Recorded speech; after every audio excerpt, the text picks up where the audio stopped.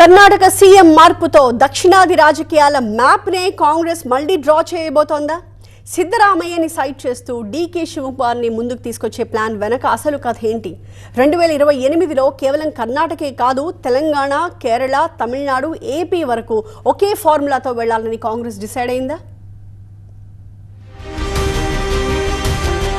ఒకప్పుడు హైకమాండ్ పార్టీగా విమర్శలు ఎదుర్కొన్న కాంగ్రెస్ ఇప్పుడు రీజనల్ పవర్ సెంటర్స్ ఫార్ములాతో బీజేపీని ఎదుర్కొనేందుకు సిద్ధమైనట్లు కనిపిస్తోంది. అందుకే కర్ణాటకలో మాస్ లీడర్ సిద్ధరామయ్యకు బదులు అగ్రెసివ్ ఆర్గనైజర్ డీకేకు నాయకత్వం కట్టబెట్టింది. లోక్సభలో ఎదురుదెబ్బ, హిందీ బెల్ట్ లో బలహీనత, ఉత్తరాదిలో కూటములపై ఆధారపడాల్సిన పరిస్థితి. ఈ నేపథ్యంలో సౌత్ ఈస్ట్ పార్టీ ఫ్యూచర్ అన్న లెక్కల్లోకి కాంగ్రెస్ వెళ్లిందని విశ్లేషకులు భావిస్తున్నారు. ఉత్తర భారతంలో బీజేపీని నేరుగా ఢీకొట్టే స్థితిలో కాంగ్రెస్ లేదు. హిందీ బెల్ట్ లో కాంగ్రెస్ కు సొంత బలం తగ్గిపోతోంది. ఉత్తరప్రదేశ్, బీహార్, మధ్యప్రదేశ్, గుజరాత్, రాజస్థాన్లో పార్టీ ఎక్కువగా కూటమిలపైనే ఆధారపడాల్సిన సిచ్యువేషన్. అలాంటి సమయంలో కాంగ్రెస్ కు బలంగా నిలిచింది దక్షిణాది. కర్ణాటకలో ప్రభుత్వం ఉంది, తెలంగాణలో అధికారంలోకి వచ్చింది, తమిళనాడులో డీఎంకేను కాదని టీవీకేతో చేతులు కలిపింది, కేరళలో ప్రత్యక్ష పోటీ ఉన్న ఓటు బ్యాంకు నిలకడగా ఉంది, ఆంధ్రప్రదేశ్ లో పూర్తిగా బలహీనమైన అక్కడ కూడా మళ్లీ రీఎంట్రీ ప్లాన్ చేస్తోంది. అందుకే కాంగ్రెస్ ఇప్పుడు సౌత్ ఫస్ట్ అన్న స్ట్రాటజీతో పనిచేస్తోందన్న చర్చ ఢిల్లీలో బలంగా వినిపిస్తోంది. దక్షిణాదిలో కాంగ్రెస్ కు పూర్తి మెజార్టీతో ఉన్న ఏకైక పెద్ద రాష్ట్రం కర్ణాటకని. ఇక్కడ పార్టీ ఓడిపోతే దక్షిణాదిలో కాంగ్రెస్ మోరల్ బలహీనపడే ప్రమాదం ఉంది. అందుకే 2028 ఎన్నికలను కాంగ్రెస్ ఇప్పటి నుంచే యుద్ధంలా చూస్తోంది.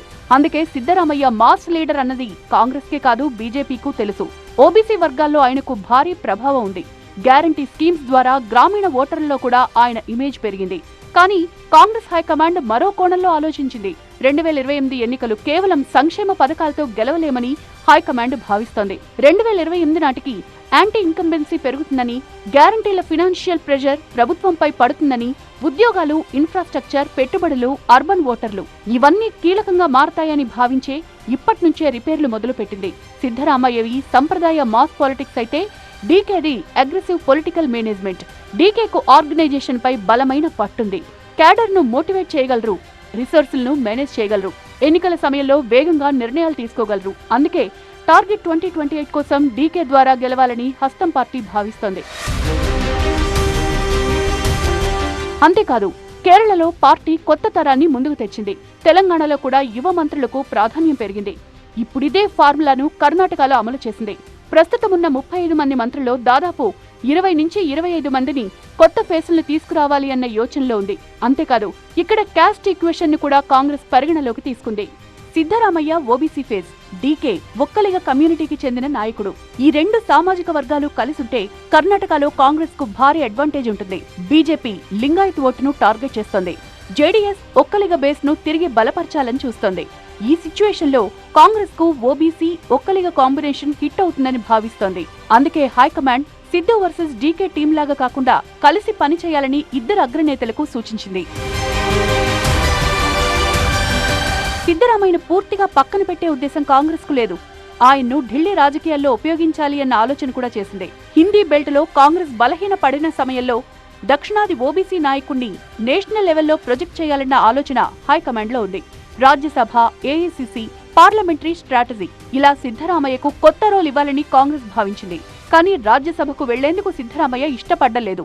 ಹೈಕಮಾಂಡ್ ಅವರು ನನಗೆ ರಾಜ್ಯಸಭಾಕ್ಕೆ ಹೋಗಿ ಅಂತ ಹೇಳಿದ್ರು. ರಾಜ್ಯಸಭಾಕ್ಕೆ ಹೋಗಿ ಅಂತ ಹೇಳಿದ್ರು. ನಾನು ಬಹಳ ವಿನಮ್ರವಾಗಿ ಆಗಲ್ಲ ಅಂತ ಹೇಳಿದೆ. ನಾನು ರಾಷ್ಟ್ರ ರಾಜಕಾರಣದಲ್ಲಿ ನನಗೆ ಆಸಕ್ತಿ ಇಲ್ಲ, ರಾಜ್ಯ ರಾಜಕಾರಣದಲ್ಲೇ ಇರ್ತೀನಿ. సిద్ధరామయ్యతో 2028 గెలవలేమని కాంగ్రెస్ పూర్తిగా నమ్మిందా అంటే అదీ లేదు. కానీ సిద్ధరామయ్య ఒక్కరితో మాత్రమే 2028 గెలవడం కష్టమన్న అంచనా మాత్రం హైకమాండ్ లో బలంగా ఉందన్న చర్చ జరుగుతోంది. అందుకే ఇప్పుడు కాంగ్రెస్ డబుల్ మోడల్ ను ఫాలో అవుతున్నట్లు తెలుస్తోంది. Siddaramaiah mass base plus DK management, OBC social engineering plus youth ఫేస్లు, welfare plus aggressive political control. ఈ మంత్రం సక్సెస్ అయితే 2028లో కాంగ్రెస్ దక్షిణాదిలో మళ్లీ డామినేట్ ఫోర్స్ అవుతుందని రాహుల్ టీం భావిస్తోంది. మరి చూడాలి కాంగ్రెస్ హైకమాండ్ ఆలోచన ఏ మేరకు సఫలమవుతుందో.